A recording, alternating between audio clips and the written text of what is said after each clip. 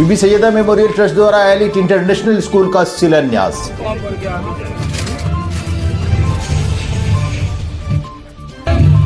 पूर्व केंद्रीय मंत्री सैयद शाहनवाज हुसैन समेत विधायक अख्तरुल इस्लाम शाहीन की रही मौजूदगी। बहुत बहुत दुआ देता हूँ, शुभकामना देता हूँ। दुनिया के लोग यहाँ तालीम हासिल करने आते थे। बाद में पत्रकारों के साथ पॉलिटिकल इश्यूज पर अपनी अपनी डफली, अपना अपना राग। ये जो चीज खत्म हो जाए, हमें श्रद्धांजलि देने के अलावा और बिहार की बदहाली तमाम पैरामीटर। नमस्कार, मैं निकुरमान हाशमी, आप देख रहे थे सोशल न्यूज बिहार। दलसिंह सराय के चकबहाउद्दीन स्थित बीबी सैयदा मेमोरियल ट्रस्ट द्वारा शिक्षा के क्षेत्र में एक और अध्याय यानी बीएड डीएलएड कॉलेज के अलावा अब एलिट माइंड्स इंटरनेशनल स्कूल का सोमवार को समारोह पूर्वक शिलान्यास किया गया है। बताते चले कि इस मौके पर पूर्व केंद्रीय मंत्री सैयद शाहनवाज हुसैन, समस्तीपुर विधायक अख्तरुल इस्लाम शाहीन, नसीम एकता समेत कई गण्यमान्य मौजूद रहे। इस मौका पर न सिर्फ शिक्षा एवं स्कूल की महत्वपूर्णता पर मेहमानों ने खासा प्रकाश डाला, बल्कि इस स्कूल की स्थापना को उस इलाके के लिए गौरव बताया। मुबारकबाद दिया जाए। इस मौका पर स्कूल के विजन और मिशन को शेयर करते हुए सफदर आलम फरीदी ने कहा कि ये स्कूल अत्याधुनिक सुविधाओं से लैस होगी एवं यहाँ पढ़ने वाले बच्चों का सर्वांगीण विकास होगा। Aspiring educators with the knowledge and skills to shape young minds. This decade of experience has given us valuable insights and deep understanding of what it takes to build an exceptional learning environment. इस मौका पर trust के अध्यक्ष खुर्शीद आलम फरीदी, मसरूर अख्तर फरीदी, सफदर आलम फरीदी, इफ्तिखार आलम फरीदी मेहमानों को bouquet आदि देकर स्वागत किया। Will ensure we work together to achieve our best. At Elite Mind International School, we envision a community of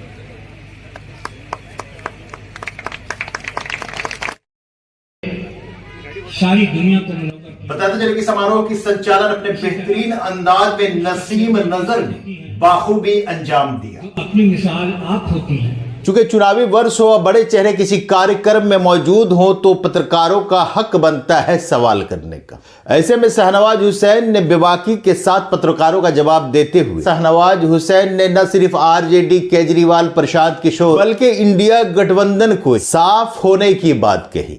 उन्होंने कहा कि इंडिया गठबंधन साफ हो चुके हैं, जिन्हें वो श्रद्धांजलि दे रहे हैं। साथ ही मोदी और नीतीश कुमार की प्रशंसा करते हुए डबल इंजन की सरकार एक बार फिर बिहार में आने की बात कही। वहीं आरजेडी के समस्तीपुर विधायक अख्तरुल इस्लाम शाहीन ने न सिर्फ शाहनवाज पर निशाना साधा बल्कि नीतीश कुमार के कार्यशैली पर सवाल उठाए। उन्होंने कहा कि आरजेडी के साथ आज पूरी बिहार की आवाम है और तेजस्वी के नेतृत्व में एक बार फिर बिहार में सरकार बनने जा रही है। पॉलिटिकल कर ले रहे हैं साईं जी। हाँ, दो चार बात आप लोग के खिलाफ बोल लेंगे। जी कीजिए पूछिए, लीजिए। एक मिनट। आज मैं यहाँ स्कूल के नीचे रखिए दीपक, मैं बोलने यहाँ आज मैं एलिट माइंड इंटरनेशनल स्कूल के फाउंडेशन सेरेमनी में आया था।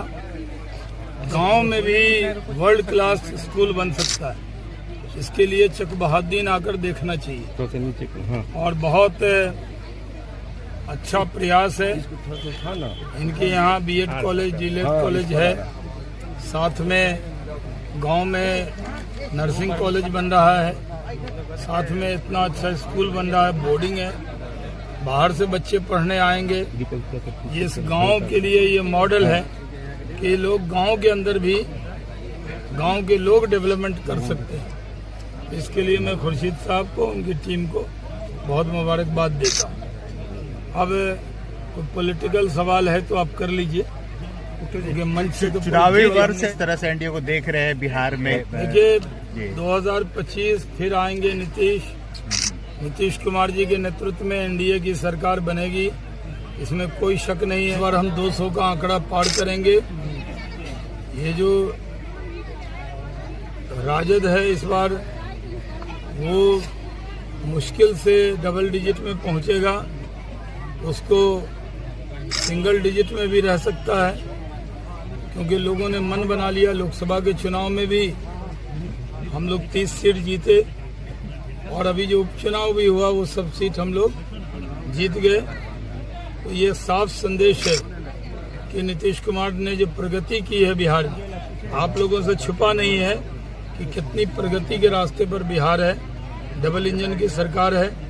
नीतीश कुमार जी और नरेंद्र मोदी जी मिलकर बिहार की तकदीर और तस्वीर को संवार रहे हैं। में जब चुनाव लड़ेंगे तो चिराग पासवान जी, जीतन राम मांझी जी, उपेंद्र कुशवाहा जी, नीतीश कुमार जी और बीजेपी सब मिलकर चुनाव लड़ेगी। आरजेडी का सर 2 दिन पहले राष्ट्रीय कार्य समिति की बैठक हुई थी, तेजस्वी को फुल पावर दे दिया गया, क्या इसका असर रहेगा विधानसभा में? हमको दुख हो रहा है कि लालू जी से सारे हक जो है, तो उनकी तबीयत उतनी अब थोड़ी ठीक हो गई है, टनटना गए हैं। अभी अभी वो रथ में घूम के आड़ा भी गए थे और रोहिणी आचार्य के चुनाव में भी 18 दिन वो चुनाव में तो 2 ही सीट पे वो लड़ रहे थे। लालू जी तो दोनों बेटी के लिए प्रचार किए। तेजस्वी यादव को बर्दाश्त नहीं हो रहा है कि लालू जी के पास कुछ अधिकार रखना चाहिए। राजद का ये अंतिम चुनाव है, इसके बाद राजद नाम की कोई पार्टी नहीं रहने वाली है। नीति की वजह से बिहार को बहुत घाटा हो रहा है। बिहार को भारी नुकसान करना चाहते हैं लोग, ऐसी सोच के बिहारी जाके दिल्ली में, हरियाणा में, बेंगलोर में, पूरे देश में अगर बिहार के लोग नौकरी में जाते हैं तो उनको तो हक मिलता है। और दिल्ली में अरविंद केजरीवाल की विदाई हो रही है कि आम आदमी है, लेकिन बना लिया शीश महल, शराब बहा दिया, तो अरविंद केजरीवाल एक्सपोज हो गए हैं ये वाले। इंडिया गठबंधन का क्या भविष्य होगा सर? वो तो खत्म हो गया। मैं श्रद्धांजलि देता हूँ उनको। बिहार गरीबी में, बिहार पलायन में, बिहार अशिक्षा में, बिहार रोजगार दे पाने में, तमाम चीज़ों में सबसे बदतर स्थिति है।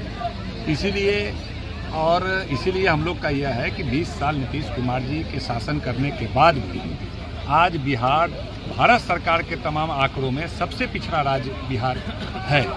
और नीतीश कुमार जी का जितना क्षमता था, जो भी विज़न था, जो भी दृष्टिकोण था, वो उन्होंने करने का प्रयास किया।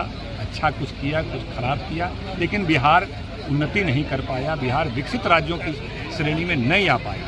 इसलिए बिहार की जनता अब 20 साल के बाद एक नए चेहरे की तलाश में है और नए चेहरे के रूप में तेजस्वी यादव जी पर भरोसा करना चाहती है। इसीलिए हमारी पार्टी ने तेजस्वी यादव जी को और आगे पार्टी के अंदर भी और शक्ति के साथ आगे किया है और पूरे बिहार की जनता मन बना चुकी है। पिछले बार भी बिहार की जनता का अपार समर्थन मिला था और लगभग हम लोग एनडीए और राजद गठबंधन को बराबर का मत प्राप्त हुआ था।